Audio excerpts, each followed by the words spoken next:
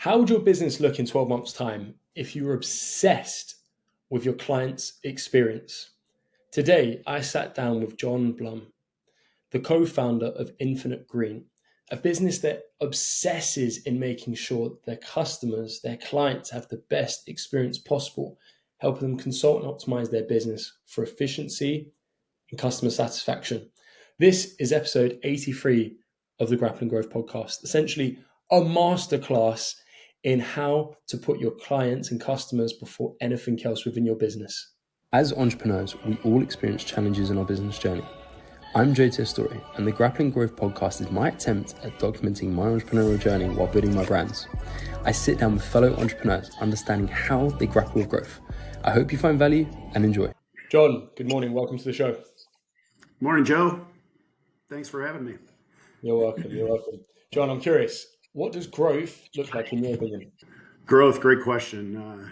Revenue, business, size of business, the team that you have, all those things are probably the standard KPIs. But growth to me is probably more of a progression on a timeline. And it's a little bit about where our brand at Infinite Green has gone as well, when it's kind of in that perpetual motion. And that's the reason why we chose this brand too, is as a company or as the clients that we serve, you can be kind of anywhere on that growth cycle. You can be on, hey, let's dream a big aspirational dream on the CX side or on our end customer's journey. And then we have to operate it at some point. And when you come back around, then it's time to dream bigger. So I like to think of a growth as kind of that perpetual motion, and you're in different phases of growth, even if you're just operating or if you're dreaming big. That is an explanation or definition that I've never heard before. So going into that infinite loop, can you take a few steps back for me and explain how that concept came about initially? Because that's fascinating. Sure. A brainwave from yourself or one of the partners. What did that room look like when you sat down and you discussed the idea? Yeah, it's interesting because that's really how we created our brand 16 and a half years ago. Was both my business partner Scott and I left Best Buy. We were at Best Buy for 7 and 9 years collectively. And one of the concepts that Scott had built while we were there, we worked a lot with Geek Squad, with the stores and retail. We did a lot for the e-com. And one of the things that retail companies do really well is, as we say, they stack it high and let it fly. Retail is all about getting the product in, getting it off the shelf, and getting it out into the consumer.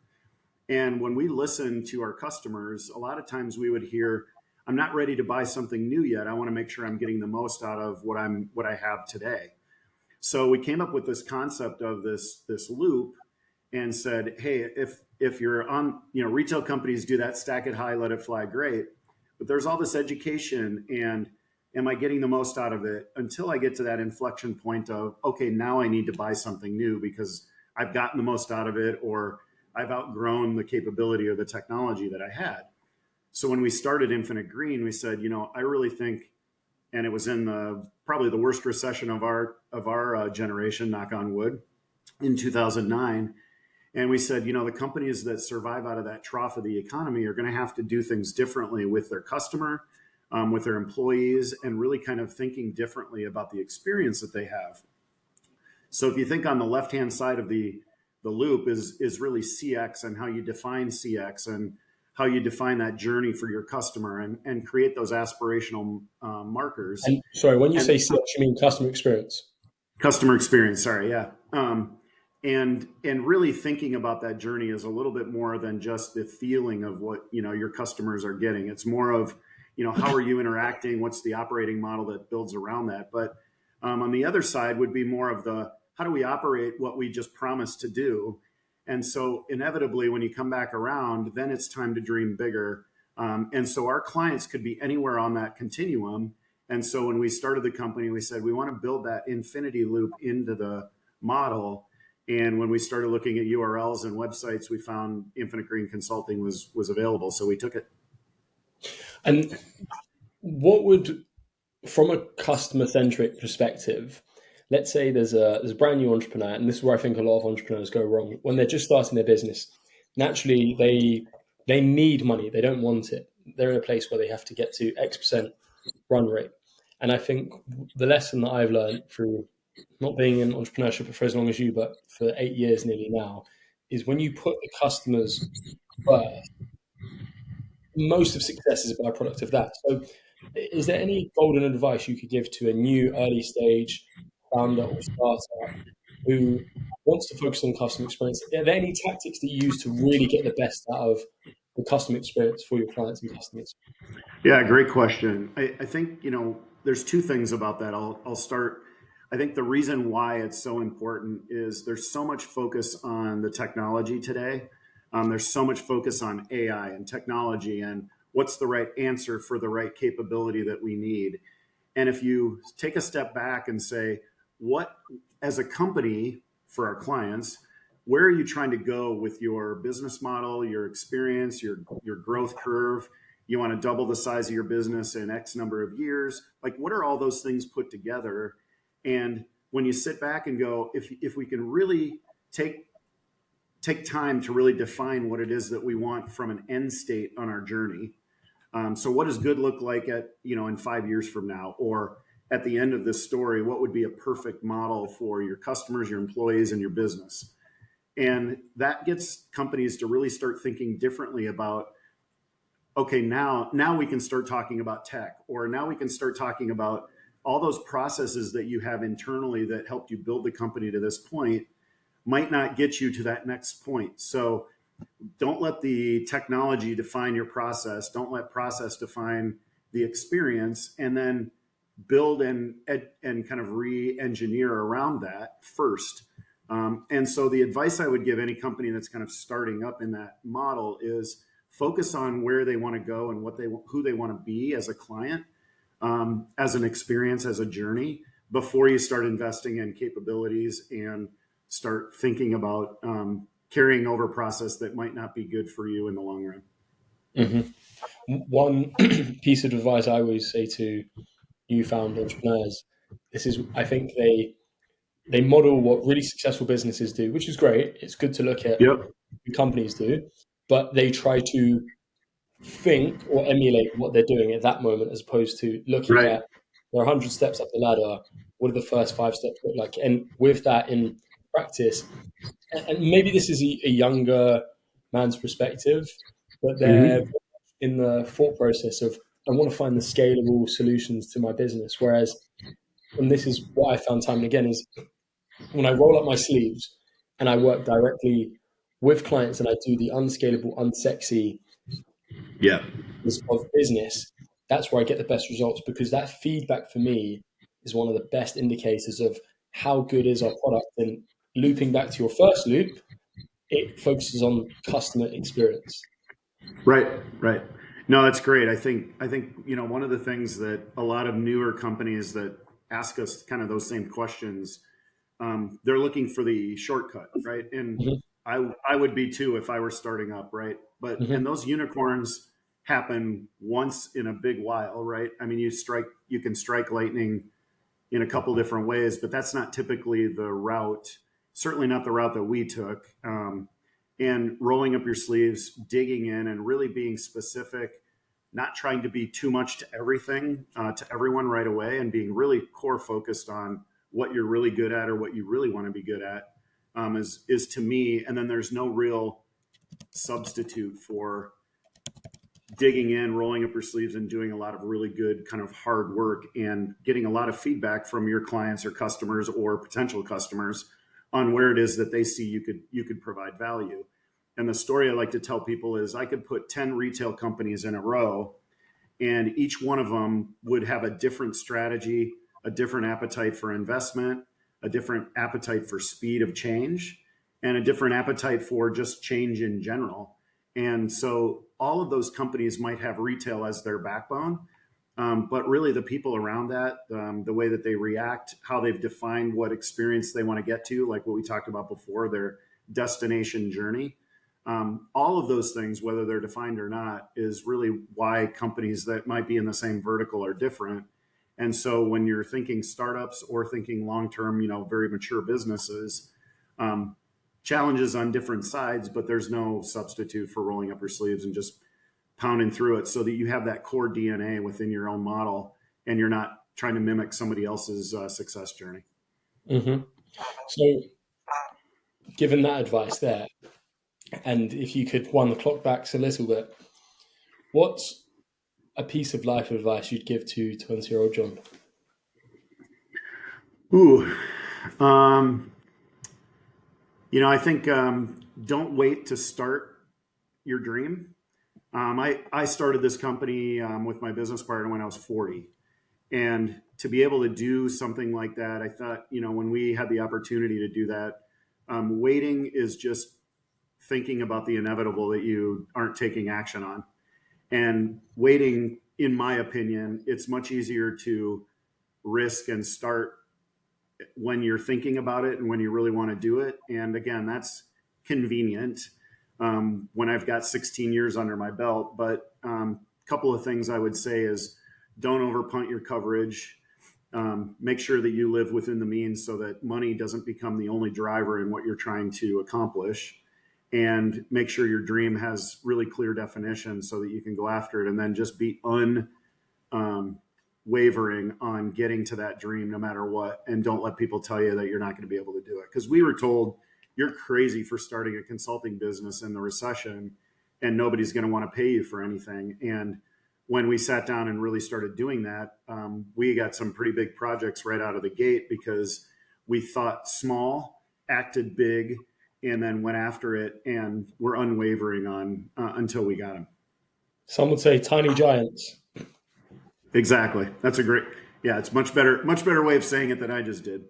There we go. That's my research prior to. Oh, cool. With that said, then, because I think, and this is a conversation I have with a lot of people, and I started my business 8 years ago next month, but I went all in with the business uh, Mm-hmm. 6 years ago, just over 6 years ago now. So it probably took me about, I don't know, 20 months of working a job then. And I went in too early. I was 24 when I went all in on my business. And the way how I visualized my risk appetite, and I think I'm very risk loving, probably a lot more risk loving than the average person. But Mm-hmm. we think we've got a supply and demand graph here. You've got time and you've got risk. And I found that, or time at the bottom, risk here. But the longer I went across with time, so the older I get, the higher my risk goes up. My fixed costs in life, my sunk costs that I have to make, mortgage, kids, all of these other risk factors. Whereas, and this is my younger brother's 23. He's not paying rent. He's literally got no risk. I said to him, if I were in your position, I would try these things, throw the dart at the dartboard as many times as possible, because right now your square one is literally where you're at right now. So the Mm-hmm. point I'm getting to with you, if you were to think about that model where you've got risk and then time here, you were 40. So I imagine you had more risk than you would have at 35, 30, 25. Probably, yeah. What advice would you give to someone, because you said start earlier, but you wouldn't have had the same knowledge, the same experience, the same battle scars as you did 10, 15 years ago. I think where a lot of people get stuck is, am I ready? Can I take that risk? And I'm sure the way how you went out, being 40 Yeah. years old, you were in a place where you had relationships, you could go out and get clients quickly. But I'm guessing if you put 25-year-old Jon there, the exact same tools, resources, network would have been your biggest thing. So the wrap up question here is, what advice would you give to a 20-year-old who wants to go out, start a business? Is it a case of actually no, get a job, stack up your skills, or work for free, learn under a mentor who can help you get to that next level? Yeah, I would even say one step back from that is just as an umbrella, don't underestimate the power of your network.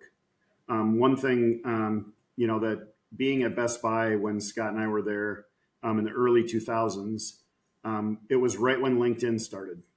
So I was less than 200,000, the first 200,000 people that got into LinkedIn, and started building a network, building relationships. And that was just something that Scott and I did. And we made sure, not knowing that we were going to start a company, but we talked about it, years before that too, but never really got serious with it until I would say some of the social side of it caught up with it. Again, don't underestimate the power of your network. I would say that's probably the biggest piece. But when you look at the risk versus time, I had young kids. I had kids that were going to go into college eventually, which all of that. I had a great partner. My wife is wonderful. She's like, if you're not going to do it now, then don't do it. So a really good, kind of supporting cast of, yep, let's just go do this. We'll figure it out.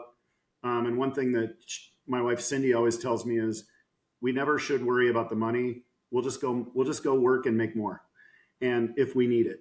And so we've really lived our lives that way, and really thought, all in. We don't look at risk the same way, and I think the all in piece of it was really a life choice for us that would have been worse if I had stayed and worked for somebody. But to go and work for someone to get some mentoring or get some coaching or whatever, I think that's a good parallel path. I think you can do that with clients when you're sitting on your own trying to sell into client activity or into product or software or whatever. I like to say one performance is worth 10 rehearsals.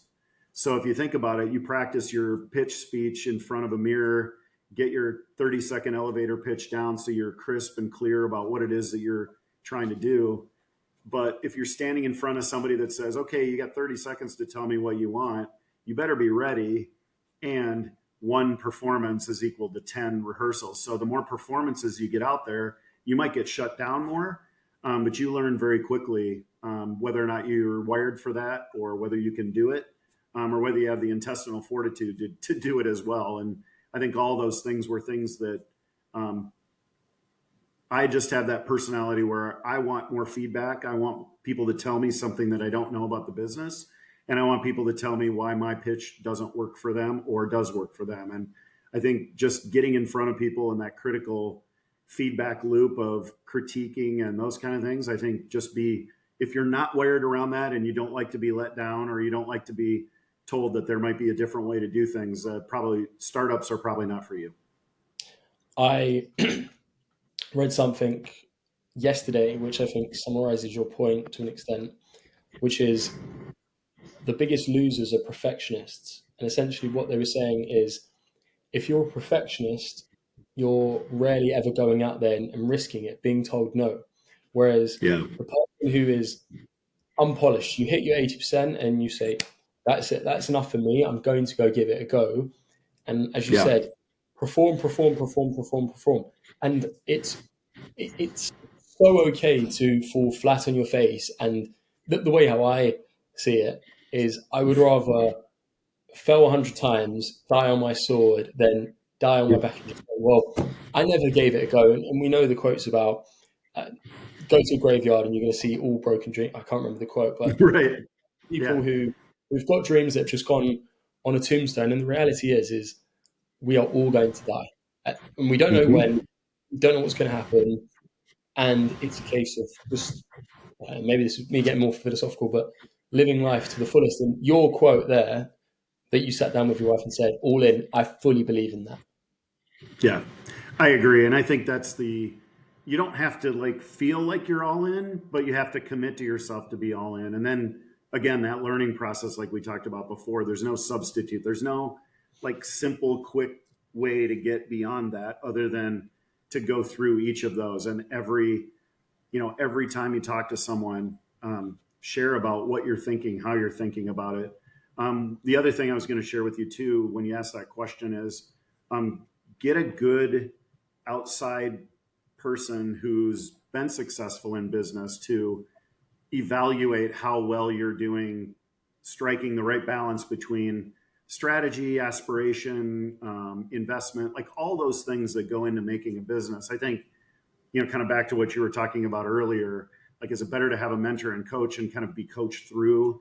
I don't think there's a good or a right or wrong answer there, but if you're going into kind of the business and going into it kind of all in, make sure you have somebody that can give you good critical feedback, but also is helping you steer through some of the things that they've learned too. Because you don't have to go, with the machete through the jungle on everything, right? But let's make sure you've got someone that can give you some good critical feedback, which is what we got early on.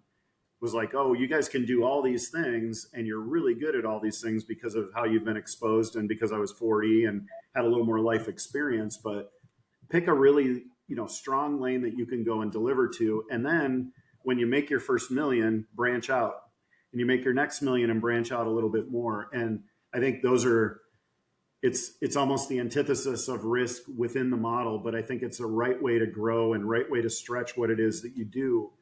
And I think that's an important part of, to your point about not being a perfectionist, but also not being a 100% just, it'll happen. I'm sure it'll be all good. Right. So there's somewhere between over planning, under planning, and kind of delivering on the dream and the expectation that you're all in on.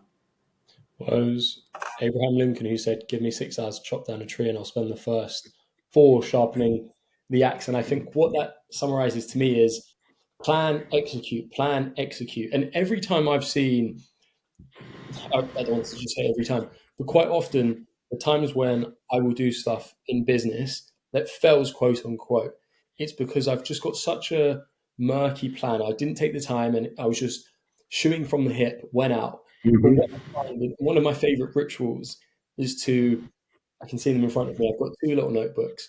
One's a journal, one's just a scrappy business notebook. And I run through the notebooks and I've got a pile of them.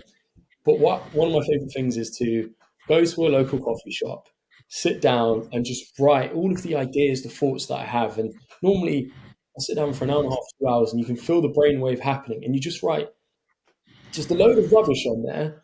But it's almost, Mm-hmm. if you work under a mentor or you buy a course, if you can take one digestible piece of actionable insights from it, then you've probably got your investment back. And that's why I love reading, because the ROI on reading is you spend $20 on a book, you might invest 8 hours to read the book. But if you can take a school of thought from a really good author and implement it into not just your business but life, then there's so many avenues to go down. And I think where a lot of people go wrong, and I think quite often when you ask someone what's gone wrong with their business, a lot of it comes down to a lack of planning. But equally, if you see the market moving in a different direction, and I'm sure you've been in your business for 16 years now, you've started in a recession, you've gone through the 2010s, and then you hit COVID. I'm sure the vision you had in 2009 compared to where you're at now is completely different. Mm-hmm. Taking that time to plan and execute based on pivoting accurately onto that, the question to you is, how has your business changed in the last 16 years? Yeah, it's it's a great question. Back to your point about writing things down. I'm looking at a bookshelf full of notebooks that we always kind of write our ideas down, and then there are times that we'll go back and look at some of those things. And I remember putting a visual together about this, or I remember this struck a note with me in this particular situation. So I think your ramblings on a page, and I think those are really good exercises for your mind to be, quick on the draw, but also very thorough in how you're thinking through what you might want to do as a company or what you might not want to do as a company. And when we started, we knew we wanted to be a CX design company, a customer experience design company, whether it was in a store, a bank branch, a website, service model, you name it, right? CX is everywhere, and what your experience is going to, a grocery store might be different than what mine is, but they're both right,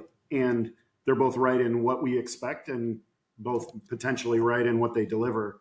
And so, being a CX design company and really thinking through in that kind of 2009, 2010 kind of time frame was companies that kind of survived out of that kind of mini crisis were going to have to do things differently. So that was their opportunity. So we thought CX would be a great opportunity. If you fast forward to COVID, the one thing that we kept consistent along the way is we decided not to take on a whole bunch of employees, but we took on a number of 1099s or contractors. And what we did is we made sure we paid them better than what they could get from an Accenture, a Deloitte, a KPMG, the big consulting firms. We made sure we paid them better. We made sure that they brought in more experience and in a practice area that really gave us the ability to go and sell what they did really well. And so we evolved from the CX design company into more of a full service consulting organization that was 30 to 40% cheaper than the big guys. We competed with them on a regular basis. We didn't carry overhead from unemployment insurance and other insurance and those kind of things, but we paid people well, so they stayed Mhm. with us. And our rates were more competitive, so we got more gigs. And we started to think bigger and broader, so we brought in our community. So now we're more full service consulting because our customers kept telling us, wow, do you develop Salesforce? Do you do deep and wide reporting practices? Do you do AI development, of which we started 8 years ago? And kind of things that we wouldn't have done initially because we were so focused on that CX design, we would have never got into technology or never gotten into development and some of the things that we did get involved with. And it's because we listened to our customers, we tacked when we needed to, but we didn't carry a bunch of overhead with us along the way. And that was just our journey. We changed so much from, year one to year 16, but I would say we've gotten a really good kind of balance struck right now. And the other thing COVID helped us understand is that was the precursor to the gig economy that everyone is kind of looking at now, or most people are looking at now going, wow, why do I need to carry all these resources on my books? Why don't I just hire a firm like Infinite Green to come in and do burst project work and then step away so that we're not, paying them all this extra salary and benefit and all these other things. And again, the costs might look a little bit different or whatever, but in all reality, it's just whatever that model works really easy for the client. And we made it easy for clients to pay us for what we do. What you said there is my brain's going into different places. I am curious because this is a challenge that I think a lot of entrepreneurs have faced. Let's say you have a client there and they say, can you help us with this? How do you strike the balance between saying, yes, we want to take on this business and we'll figure this out versus actually this is a massive misalignment with our long-term vision? Great question.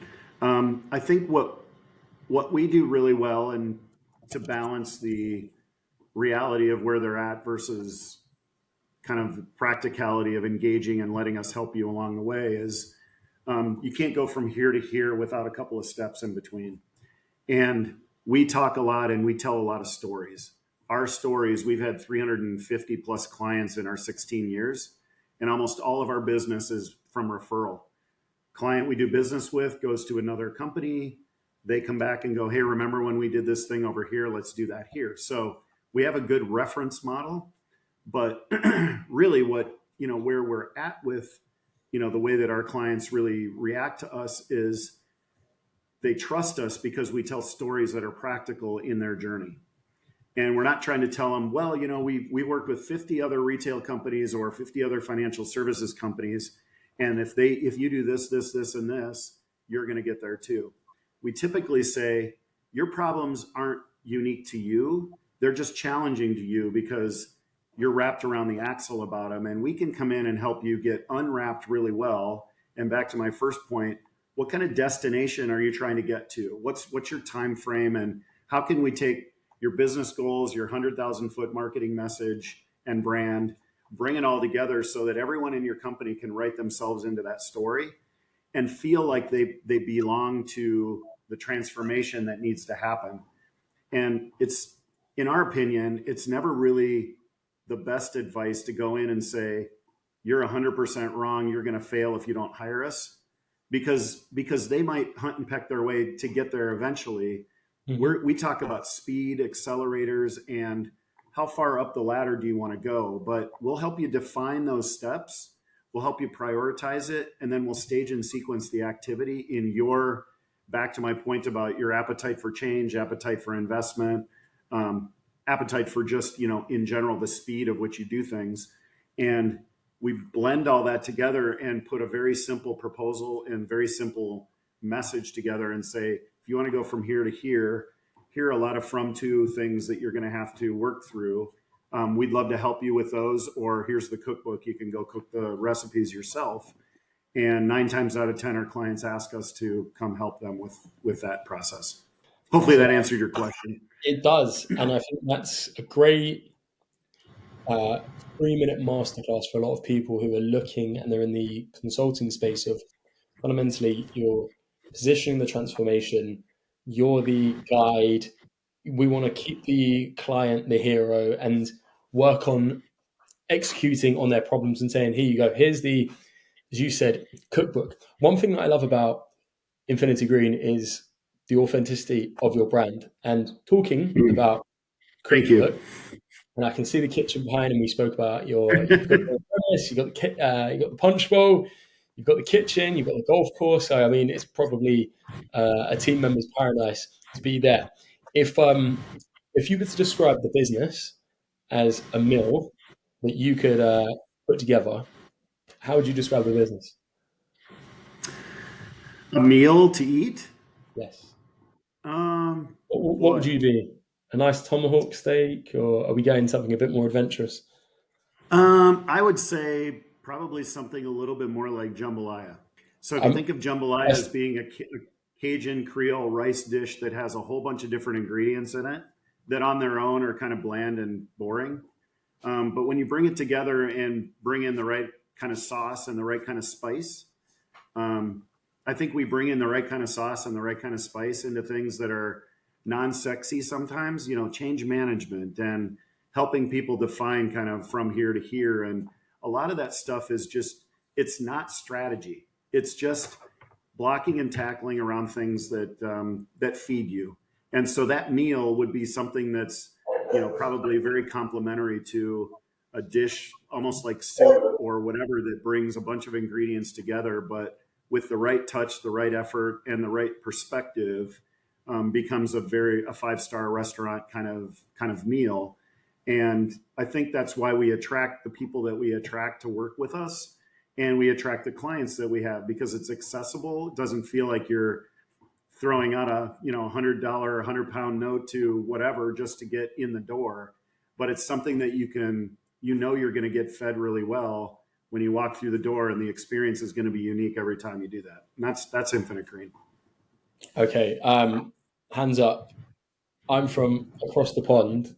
I don't know the meal that you're talking about. Please describe it to me. Jambalaya is a dish that was probably made out of, probably in the Low Country, which is like more of Louisiana, Mississippi, Alabama, kind of some of the southern older food. It was more of a peasant's dish, so it was more of just kind of a, you used like whatever you had to bring it together. But in Louisiana, they have a lot of Cajun and Creole spices, that are very unique to that area. And so when you look at rice is the basis of it. Then there's a protein or two, a little bit of seafood, and some vegetables. And it's very hearty, and a small bowl of it will fill you up. And so again, there's like, everyone has their own recipe for jambalaya, and it's not just steak, it's not just chicken, it's not just shrimp, but it's all of those things plus vegetables plus a sauce that makes it unique to your recipe. And I think that's, so it's been around for hundreds of years, and that's just kind of a very regional dish.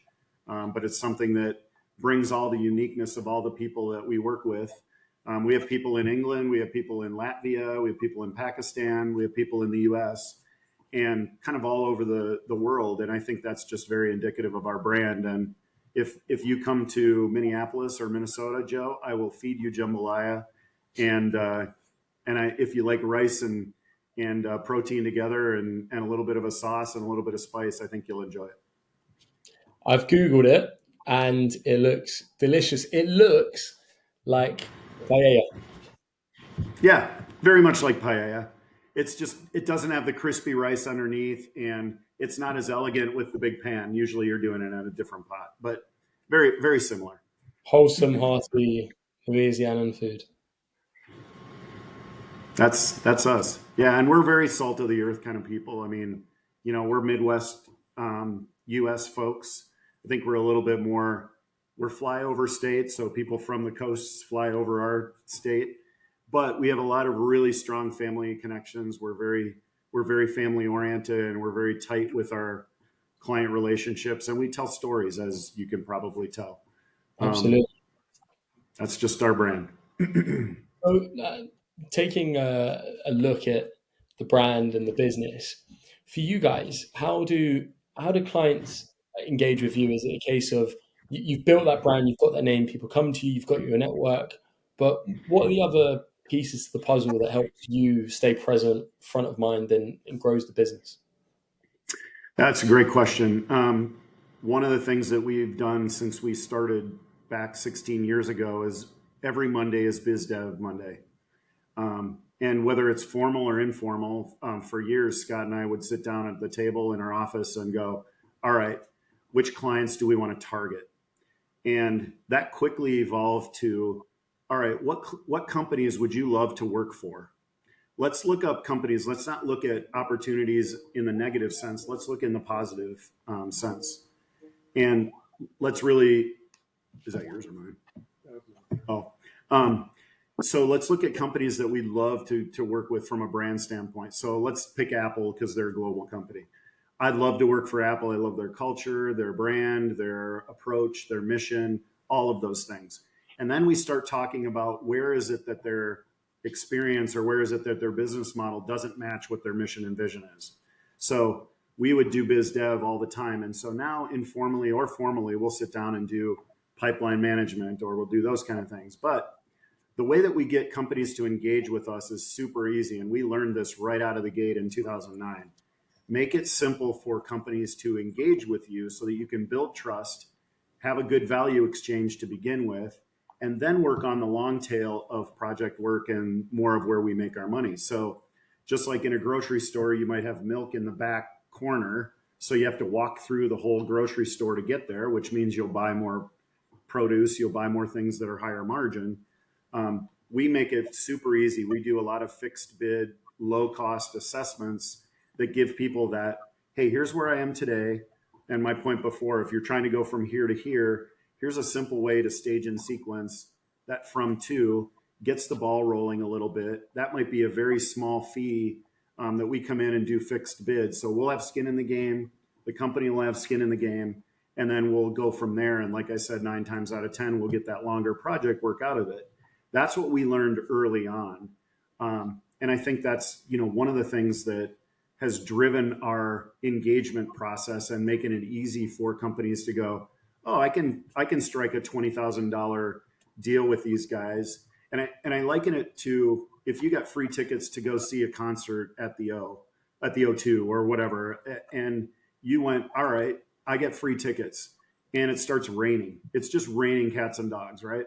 You might go, you might not go. But if you pay for those tickets, you're going to go, you're going to take an umbrella and you're going to go, all right, I'm going to go and enjoy this because that's what I want to do.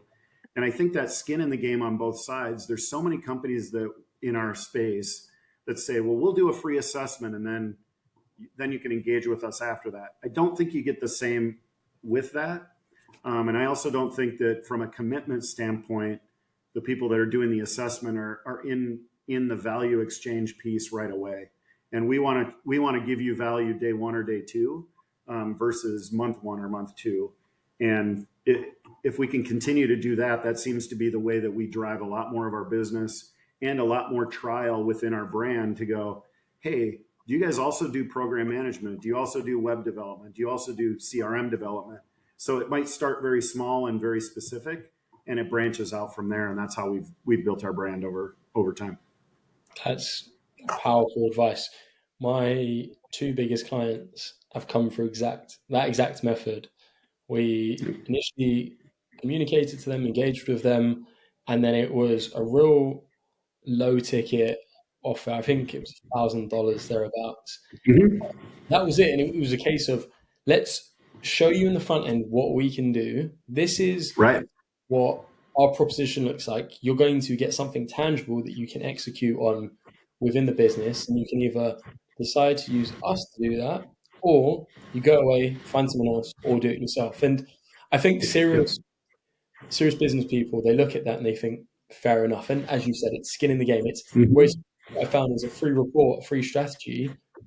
Right. Typically, naturally we associate something to be free, we're not going to read through it. We're not going to look at the actionables and deliverables. So that's really, really powerful. And I think if you look at a classic marketing ascension funnel, it has all of these products at different stages throughout the funnel. It has your low ticket entry models, it has maybe Mm-hmm. from there, goes to mid ticket, and goes to high ticket, and it all focuses on like your cost per acquisition, your LTV, and then just looking at how you can grow your business there. John, this has been an Yeah. absolute business masterclass. Sorry, please continue. Oh, I was just gonna say we'd all love that huge project to just land in our laps, and we call it the Project Fairy here, right? The Project Fairy shows up every once in a while and goes, "Hey, this is great," but it's because of the relationship, and it's because of that commitment up front that helps us get more of those opportunities to tell our 30-second elevator pitch in a more material way. And so again, if you think full circle on our or full continuum on our infinity loop, it's how we continue to drive remembering who we are and what we're about, because we don't convert on every one of those, right? But oftentimes we'll get a call a year, 2 years, 3 years later. COVID was a great example of that. We had talked to companies for almost 10 years, well, 10 years before that, and we had given them some advice around going to the cloud and doing some things differently.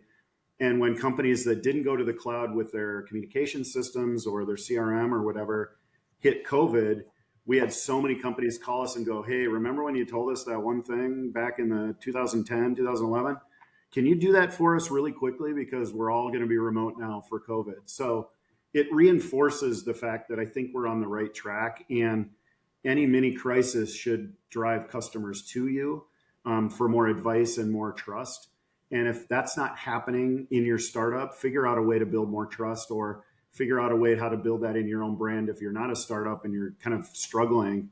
I think that trust and the storytelling around it and bite-sized pieces, but skin in the game is the way that it all works really well for us. Sorry, I didn't mean to jump in after that. I thought about that and figured that might be good to kind of round out and take the old infinity loop to the end there. So the concept of Project Fury, what is it exactly? It comes out of left field. Excuse me. Every once in a while when you get a lull in your business and you have people going, "Hey, I'm done with this project and I'm ready to go for another one." And, we look at biz dev in ways, where we land and expand, or we have something come up.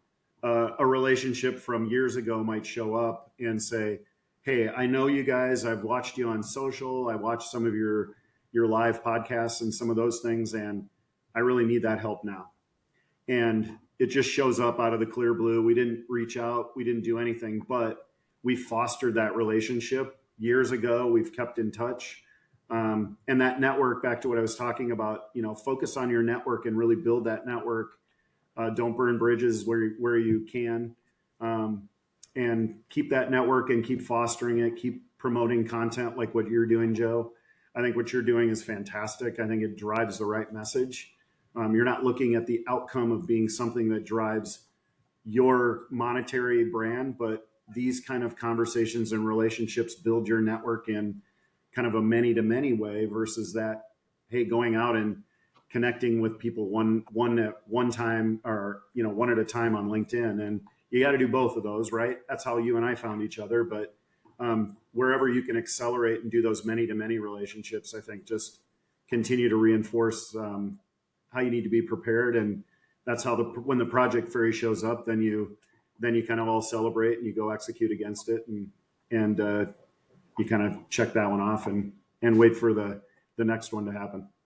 I think, and this is my final point, and you've given an absolute masterclass. So I want to thank you once again. One of the best things I think people can do is if they can produce assets that can compound over time. So, for instance, you speak candidly and fondly of this podcast, so thank you.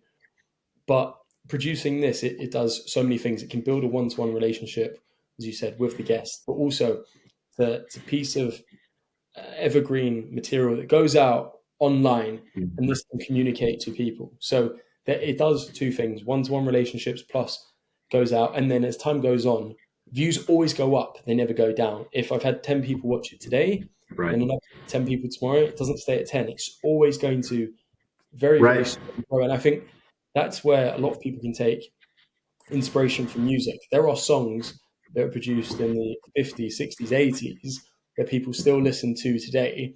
And you think, wow, that is, and I think at times music is a really great inspiration piece that you can look at to say, that is something that's an art form that gets better as time goes on quite often. Absolutely. It's a great analogy. Jon, thank you so much. Where can people find you and what's next for Infinity Green? GoInfiniteGreen.com is our website. That's probably the best way to look, or LinkedIn. What's next for Infinite Green? We are working on kind of not rebranding. We're focusing on, we started to do so many broad kind of things that we're kind of taking our own advice and bringing in outside help to collectively build our service model and our industries that we serve view a little bit clearer. We rely so much on relationships, and we think we can make some hay within the organic growth as well. So you don't have to know Infinite Green to understand what it is that we do, and we're trying to get our message much sharper and much crisper, so that people that go to our website see that, can understand it a little bit more rather than having to read volumes of copy and everything. So we're constantly refining how people understand what our brand is. And to your point about kind of the attention span of some people initially on your podcast, they'll come back and look at snippets of it, and you get more views, you get more likes. We found that there's so much more to that second, third, fourth engagement, whether it's just a view or whatever. And the more that we can simplify our message and make it easy for companies to understand who we are and what we're about, that's what we're focused on. We have a ton of really, really amazing clients. We're so fortunate, amazing team members that just continue to perform day in and day out and love what they do. So I don't want to change it. We don't want to change everything up, but we certainly want to continue to put our foot on the gas and make sure that we're delivering as much as we can to the clients that need our help. And, you know, we're changing experience and we're changing kind of business one brand at a time. And we can do that, and we can continue to do that as long as companies understand how to use us. And there's always going to be that need. So, you know, we want to be there and at least be top of mind when they're thinking about needing some help. Jon, it's been a pleasure having you on today. Thank you. Joe, it's amazing. Thank you so much for the conversation. It's amazing how fast 45 minutes can go. And I appreciate all of you reaching out, and best of luck to you and your business. Congratulations on the number of years that you made it. Most companies don't make it past the first 2 or 3. So congratulations to you too. Thank you.